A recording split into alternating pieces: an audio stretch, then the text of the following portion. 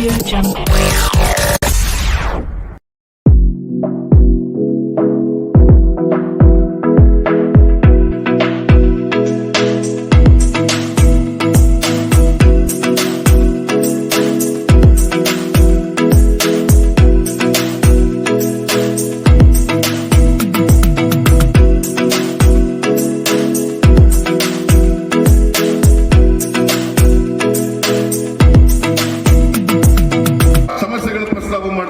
ಹಿಂದುಳಿದವರು, ಅಲ್ಪಸಂಖ್ಯಾತರು, ಇವರೆಲ್ಲರ ಸಮಸ್ಯೆಗಳನ್ನ ಪ್ರಸ್ತಾಪ ಮಾಡ್ತಕ್ಕಂಥವ್ರಾಗಬೇಕು. ಇವತ್ತು ನಾವು ಅಧಿಕಾರಕ್ಕೆ ಬಂದ ಮೇಲೆ ಇಲ್ಲಿ ಶುಗರ್ ಫ್ಯಾಕ್ಟರಿ ಇದೆ, ಶುಗರ್ ಫ್ಯಾಕ್ಟರಿ ನಡೀತಾ ಇಲ್ಲ. ತಕ್ಷಣ 50 ಕೋಟಿ ರೂಪಾಯಿಗಳನ್ನ ಬಿಡುಗಡೆ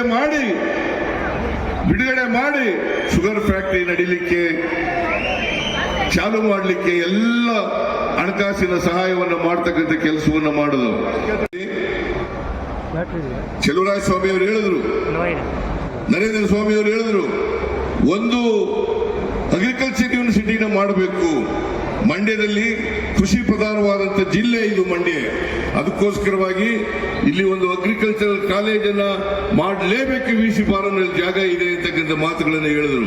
ನಾನು ಹೇಳಿದೆ, ಒಂದು ತಜ್ಞರ ಸಮಿತಿ ಮಾಡೋಣ, ಆ ವರದಿ ಆಧಾರದ ಮೇಲೆ ಅದಕ್ಕೆ PPP ಮಾದರಿನಲ್ಲಿ ಮಾಡ್ತಕ್ಕಂಥ ಪ್ರಯತ್ನವನ್ನು ಕೂಡ ಮಾಡ್ತಾ ಇದ್ದೇವೆ. ಅದರಿಂದ ಮಂಡ್ಯ ಯಾವುದಾದ್ರು ಹೇಮಾವತಿ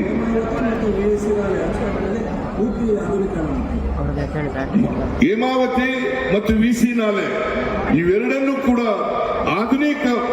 ಆಧುನಿಕತೆ ಮಾಡಿ, ಮಾಡರ್ನೈಸ್ ಮಾಡಿ, ಯಾರು ಕೊನೆ ಬೈಲಿನಲ್ಲಿ ಕಷ್ಟ ಅನುಭವಿಸ್ತಾ ಇದ್ದಾರೆ ಆ ಕೊನೆ ಬೈಲಿನ ಜನರಿಗೆ ನೀರು ಕೊಡ್ತಕ್ಕಂಥ ಕೆಲಸವನ್ನೂ ಕೂಡ ನಮ್ಮ ಸರ್ಕಾರ ಮಾಡ್ತದೆ ಅಂತಕ್ಕಂಥ ಮಾತುಗಳನ್ನು ಈ ಸಂದರ್ಭದಲ್ಲಿ ಹೇಳಲಿಕ್ಕೆ ಬಯಸ್ತಾ ಇದ್ದೇನೆ. ಅದರಿಂದ ನಾನು ಹೆಚ್ಚು ಮಾತನಾಡ್ಲಿಕ್ಕೆ ಹೋಗಲ್ಲ. ಮತ್ತೆ ಕೋಲಾರದಲ್ಲಿ ಫಂಕ್ಷನ್ ಇರೋದ್ರಿಂದ ಅಲ್ಲಿಗೆ ಹೋಗಬೇಕಾಗಿದೆ. ರಾಹುಲ್ ಗಾಂಧಿ ಅವರು ಮಾತನಾಡ್ತಾರೆ. ಈಗ ನೀವೆಲ್ಲರೂ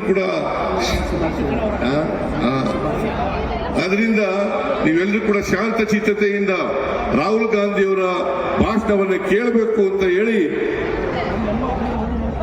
ವೆಂಕಟರಮಣೇಗೌಡರಿಗೆ ತಪ್ಪದೇನೆ ಈ ಸರಿ ಆಶೀರ್ವಾದ ಮಾಡಿ ಲೋಕಸಭೆಗೆ ಕಳಿಸಿಕೊಡಬೇಕು ಅಂತಕ್ಕಂಥ ಮಂಡ್ಯದ ಜನ ರಾಜಕೀಯವಾಗಿ ಪ್ರಬುದ್ಧರು.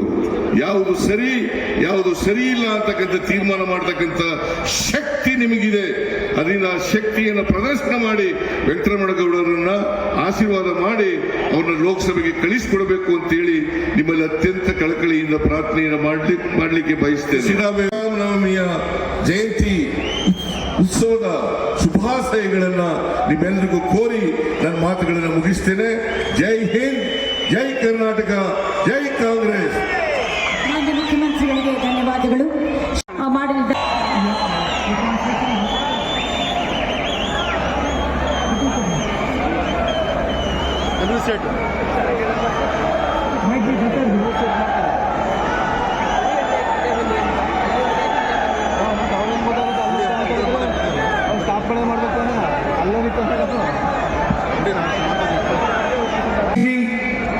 DK शिव कुमार जी, चलवराया स्वामी जी, हमारे कैंडिडेट वेंकटरमन्ना गौड़ा जी, स्टेज पे कांग्रेस पार्टी के वरिष्ठ नेता, भाइयों और बहनों, प्यारे कार्यकर्ता, प्रेस के हमारे मित्रों, आप सबका यहाँ बहुत बहुत स्वागत, नमस्कार.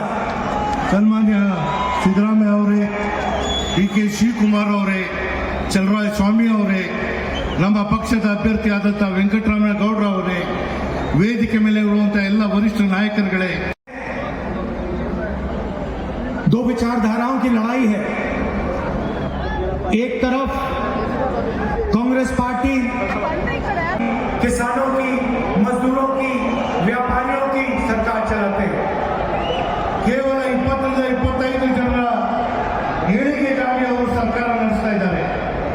ಆಗ ನಾವು ಕಡು ಬಡವರ, ರೈತರ, ಎಲ್ಲ ವರ್ಗದ ಜನರ ಕಲ್ಯಾಣಕ್ಕಾಗಿ ನಾವು ಸರ್ಕಾರ ನಡೆಸ್ತಾ ಇದ್ದೇವೆ.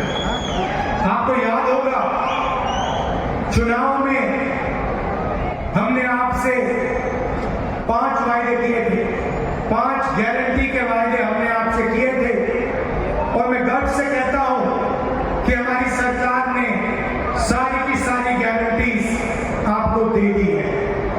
ಚುನಾವಣಾ ಸಂದರ್ಭದಲ್ಲಿ ನಾವು ತಮಗೆ 5 ಭರವಸೆಗಳನ್ನ ಕೊಟ್ಟಿದ್ವಿ. ಅತ್ಯಂತ ಸಂತೋಷದಿಂದ ನಾನು ವ್ಯಕ್ತಪಡಿಸ್ತಾ ಇದ್ದೇನೆ.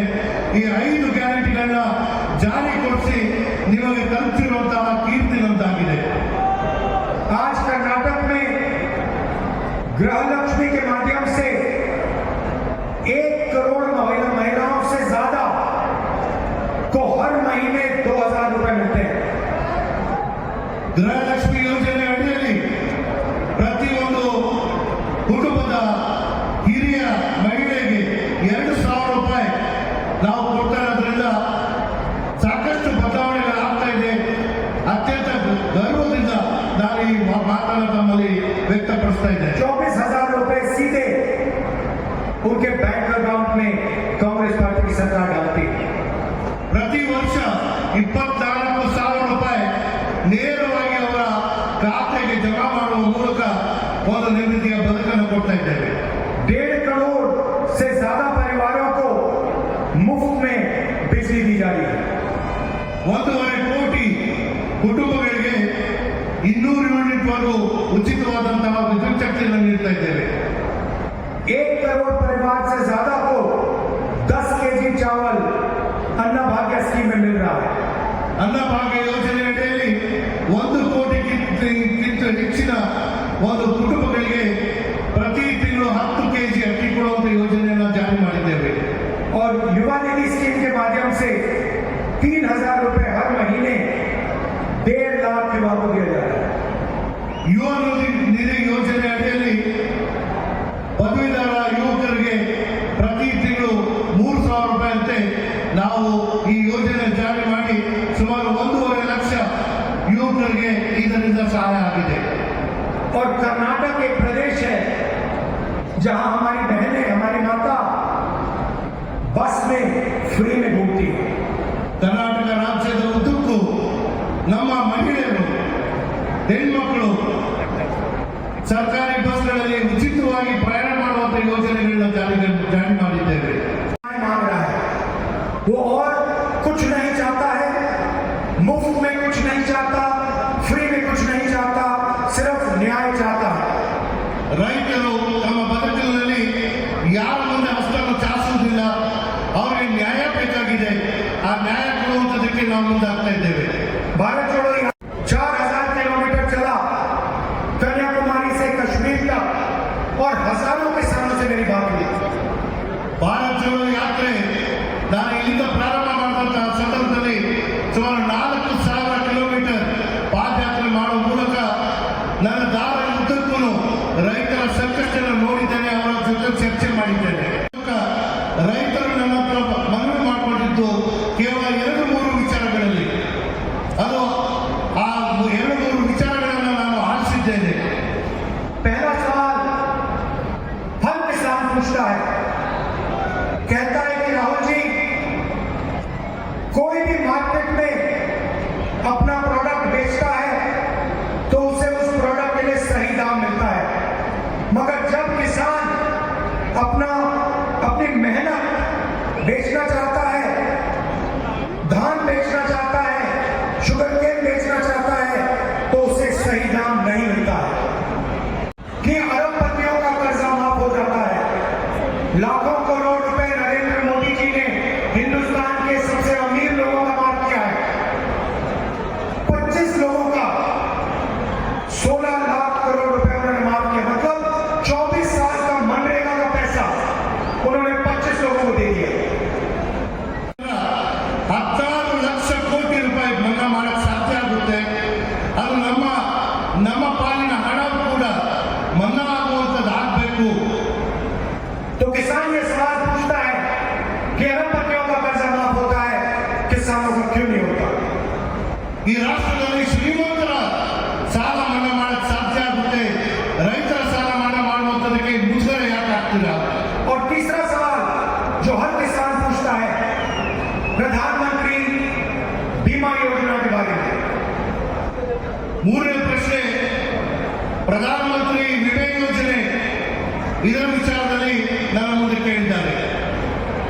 कहता है कि हमसे पैसा लिया जाता है, मगर जब खेत का नुकसान होता है, बारिश होती है, ओला गिरता है, तो कंपनी हमें कहती है कि बीमा का पैसा हमें नहीं मिलेगा। ಪ್ರಧಾನಮಂತ್ರಿ ವಿಮೆ ಯೋಜನೆಯಲ್ಲಿ ರೈತರು ತಮ್ಮ ಪಾಲಿನ ಹಣ ಕಟ್ಟಿದ್ರೂ ಕೂಡ ಪ್ರವಾಹ ಅಥವಾ ಬರ ಬಂದಂತಹ ಸಂದರ್ಭದಲ್ಲಿ ಕಂಪನಿ ಅದರ ಮಾನ್ಯತೆ ಕೊಡದೆ ನಮಗೆ ಸಿಗಬೇಕಾಗಿರುವಂತಹ ನ್ಯಾಯಬದ್ಧವಾದಂತಹ ಹಣ ಸಿಗುತ್ತಿಲ್ಲ. प्राइस हिंदुस्तान के किसानों को दी जाएगी। ನಾವು ಅಧಿಕಾರಕ್ಕೆ ಬಂದಂತಹ ಸಂದರ್ಭದಲ್ಲಿ ನ್ಯಾಯಬದ್ಧವಾದಂತಹ ಕನಿಷ್ಠ ಬೆಂಬಲ ಬೆಲೆಗಳನ್ನು ನಾವು ಘೋಷಿಸುತ್ತೇವೆ. ದಯಮಾಡಿ ಎಲ್ಲರೂ ಒಂದು 10 ನಿಮಿಷ ಹೋಗಬೇಕು ದಯವಿಟ್ಟು. जो नरेंद्र मोदी जी ने अरबपतियों के लिए किया, वही हम किसानों के लिए करने जा रहे हैं। किसानों का हम कर्जा माफ करेंगे नेशनल लेवल पर ರೈತರ ಸಾಲ ಮನ್ನಾ ಮಾಡುವುದನ್ನು ನಾವು ಮುಂದಾಗ್ತಾ ಇದ್ದೇವೆ. और अंदर सेटल करवा देंगे। ನಿಮ್ಮ ವಿಮೆಯ ಹಣ ಯಾವುದೇ ಪರಿಸ್ಥಿತಿಯಲ್ಲಿ ಇದ್ದಂತಹ में महिलाओं को 2000 रुपए हर महीना मिलता है। ಇವತ್ತು ಕರ್ನಾಟಕದಲ್ಲಿ ಗೃಹಲಕ್ಷ್ಮಿ ಯೋಜನೆ ಅಡಿಯಲ್ಲಿ ಪ್ರತಿ ತಿಂಗಳು 2,000 ಕೊಡುವಂತ ಯೋಜನೆ ಜಾರಿಯಲ್ಲಿದೆ. साल के 24,000 रुपए आपको मिलते हैं। ವರ್ಷದ 24,000 ರೂಪಾಯಿ ಆಗುತ್ತೆ. ಈ ರಾಷ್ಟ್ರದ ಸೇವಕರಾಗಿ ಮುಂದಿನ ಪೀಳಿಗೆಯ ಒಂದು ಪೋಷಣೆ ಮಾಡುವಂತವರಾಗಿದ್ದಾರೆ. और अगर पुरुष 8 घंटे काम करता है तो महिला 16 घंटे काम करती है। ಪುರುಷರು 8 ಗಂಟೆ ಸೇವೆ ಸಲ್ಲಿಸಿದ ಕೆಲಸ ಮಾಡುವಂತವರಾದ್ರೆ ನಮ್ಮ ಮಹಿಳೆಯರು ದಿನದ 16 ಗಂಟೆ ಕನಿಷ್ಠ 16 ಗಂಟೆ ಸೇವೆ ಮಾಡ್ತಾರೆ. इसीलिए हिंदुस्तान के हर गरीब परिवार में एक महिला को कांग्रेस पार्टी और इंडिया गठबंधन की सरकार साल के 1 लाख रुपए सीधा बैंक अकाउंट में डाल के देने वाली है। ಈ ಕಾರಣಕ್ಕಾಗಿಯೇ ನಾವು ಇಂಡಿಯಾ ಏನು ಒಂದು ಒಕ್ಕೂಟದಿಂದ ನಮ್ಮ ನಾವು ಅಧಿಕಾರ ಬಂದಂತಹ ಸಂದರ್ಭದಲ್ಲಿ ಮಹಿಳೆಯರಿಗೆ ವಿಶೇಷವಾಗಿ 1 ವರ್ಷಕ್ಕೆ 1 ಲಕ್ಷ ರೂಪಾಯಿ ನಾವು ಘೋಷಣೆ ಮಾಡ್ತಾ ಇದ್ದೀವಿ. आज आपको यहाँ 24,000 रुपए मिलता है। चुनाव के एकदम 1,24,000 रुपए मिलने वाला है। ಇದು ಈ ಒಂದು ಕರ್ನಾಟಕದಲ್ಲಿ ಮಹಿಳೆಯರಿಗೆ ಗೃಹಲಕ್ಷ್ಮಿ ಯೋಜನೆಯಲ್ಲಿ 2,000 ಅಂತ 24,000 ಸಿಗ್ತಾ ಇದೆ. ಮುಂದೆ ಚುನಾವಣೆಯ ನಂತರ ನಮ್ಮ ಸರ್ಕಾರ ಬಂದಿದ್ದಾದ್ರೆ 1,24,000 ಹಿರಿಯ ಮಹಿಳೆಯರಿಗೆ ಸಿಗಬೇಕು. दिल्ली की सरकार हर महीने ಸರ್ಕಾರ ಬಂದಿದ್ದಲ್ಲಿ ಪ್ರತಿ ತಿಂಗಳು ಮಹಿಳೆಯರ ಖಾತೆಗೆ 8,500 ನೇರವಾಗಿ ಜಮಾ ಮಾಡುವಂತ ಯೋಜನೆ ನಾವು ತರ್ತೇವೆ. और कर्नाटक की सरकार 2,000 रुपए। ಅದರ ಜೊತೆಗೆ ಕರ್ನಾಟಕ ಸರ್ಕಾರದ 2,000 ರೂಪಾಯಿ ಅದು ಮುಂದುವರಿಯುತ್ತೆ. सबसे गरीब परिवारों के बैंक अकाउंट में हर महीने 10,500 रुपए ठगाठक जाएगा। ಪ್ರತಿ ಬಡ ಕುಟುಂಬದ ಮಹಿಳೆಯರ ಹೆಸರಿಗೆ 8,500 ಕೇಂದ್ರದ್ದು, 2,000 ರಾಜ್ಯ ಸರ್ಕಾರದ್ದು, 10,500 ಪ್ರತಿ ತಿಂಗಳು ಯಾವುದೇ ಕಾರಣಕ್ಕೂ ತಪ್ಪದೆ ನಿಮಗೆ ಸೇರಿಸುತ್ತೆ. करोड़ों परिवारों की जिंदगी बदल जाएगी। करोड़ों परिवारों की जिंदगी बदल जाएगी। ಕೋಟ್ಯಾಂತರ ಜನರ ಜೀವನದಲ್ಲಿ ಬದಲಾವಣೆಯನ್ನು ಕಾಣುವಂತ ಸಾಧ್ಯ ಆಗುತ್ತೆ. क्रांतिकारी काम है। ಇದೊಂದು ಕ್ರಾಂತಿಕಾರಿಯಾದಂತಹ ಹೆಜ್ಜೆ.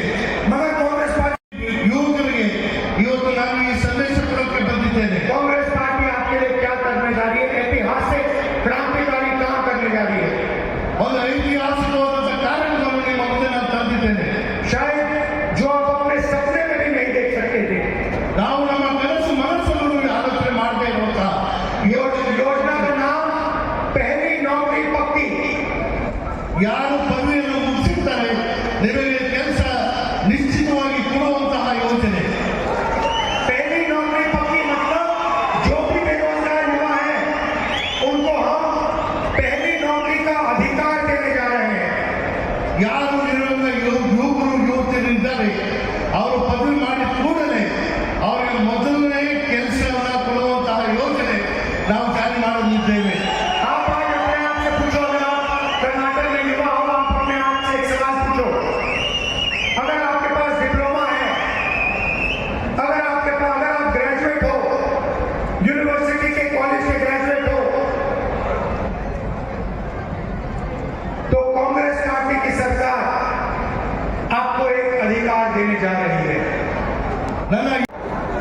नौकरी करने से पहले अप्रेंटिसशिप करते हैं, बड़ी बड़ी कंपनियों में जाते हैं, पब्लिक सेक्टर में जाते हैं, सरकारी ऑफिसर में जाते हैं।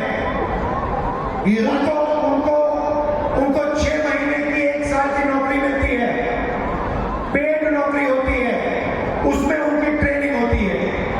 ये हक आज तक हिंदुस्तान के गरीब युवाओं को नहीं मिला। श्रीमंत का अधिकार देगी। 1 साल में युवा को हर महीने 8,500 रुपए मिलेगा, 1 साल का 1 लाख रुपए मिलेगा और बेस्ट क्वालिटी की उसको ट्रेनिंग मिलेगी।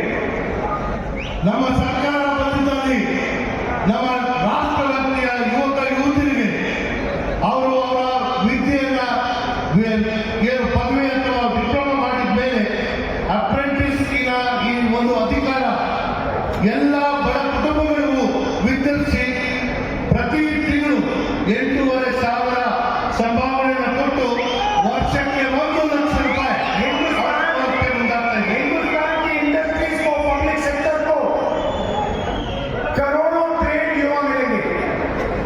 ನಿಮಗೆ ತರಬೇತಿ ಕೊಡುವ ಮೂಲಕ ಈ ರಾಷ್ಟ್ರವ್ಯಾಪ್ತಿಯಲ್ಲಿರುವಂತಹ ಕೈಗಾರಿಕೆಗಳು ಅಥವಾ ಉದ್ಯಮಿಗಳಿಗೆ ಉತ್ತಮವಾದಂತಹ ತರಬೇತಿ ಹೊಂದಿರುವಂತಹ ಯುವಕರು ಲಭ್ಯವಾಗುತ್ತಾರೆ.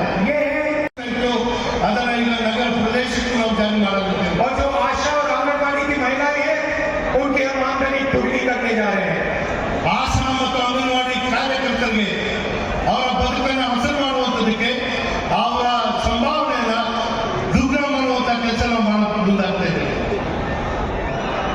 ಬಾಂಡ್ಗಳ ವಿಚಾರದಲ್ಲಿ ಕೇಳಿರ್ಬೋದು. 1-1.5 घंटे का इंटरव्यू था, उन्होंने इलेक्टोरल बॉन्ड्स की सफाई देने की कोशिश की।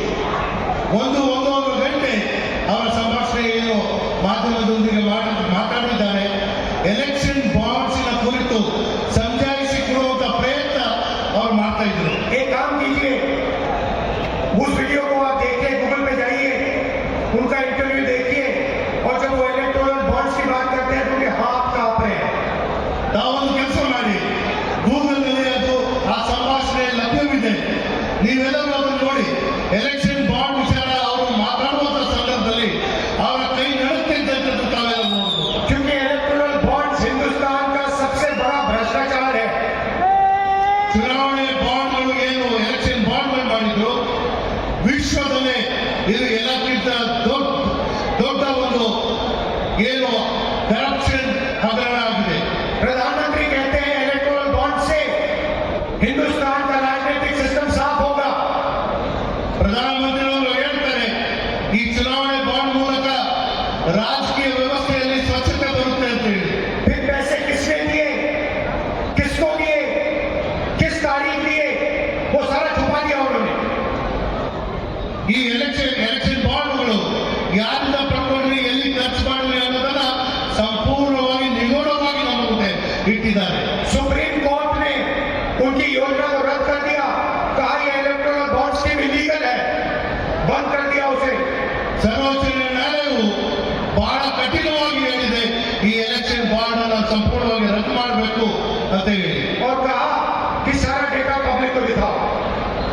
ಜೊತೆಗೆ ಸರ್ವೋಚ್ಚ ನ್ಯಾಯಾಲಯ ಹೇಳ್ತು, ಎಲ್ಲಿಂದ ನಿಮಗೆ ಈ ಹಣ ಸಂಗ್ರಹ ಆಗಿದೆ, ಇದು ಪಡಿಬೇಕಾದ್ರೆ ನಿಮ್ಮ ಕಾರಣಗಳೇನು, ಇದು ಬಹಿರಂಗವಾಗಿ ಸಾರ್ವಜನಿಕರಿಗೆ ತಿಳಿಸಬೇಕು ಅಂತ ಹೇಳಿ. डेटा पब्लिक होता है तो पता लगता है।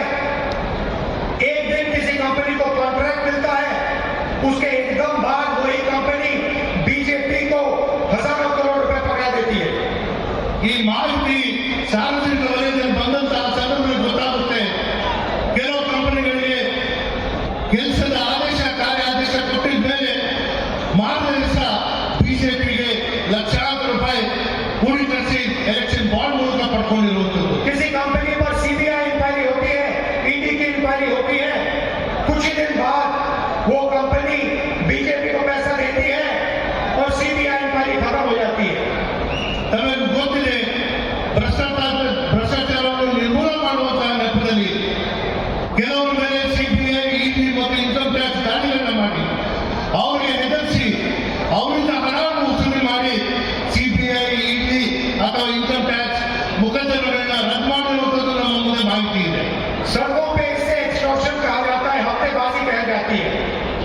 ಇದಕ್ಕೆ ವಾರ ವಸೂಲಿ ಮಾಡುವಂತಹ ಪರಿಸ್ಥಿತಿಗೆ ಇವರು ತಂದು ನಿಲ್ಲಿಸಿದ್ದಾರೆ.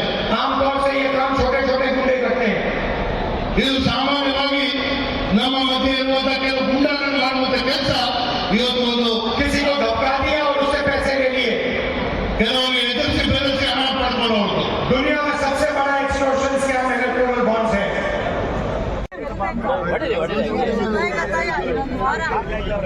ನಾವು ಮಾಡ್ತೀವಿ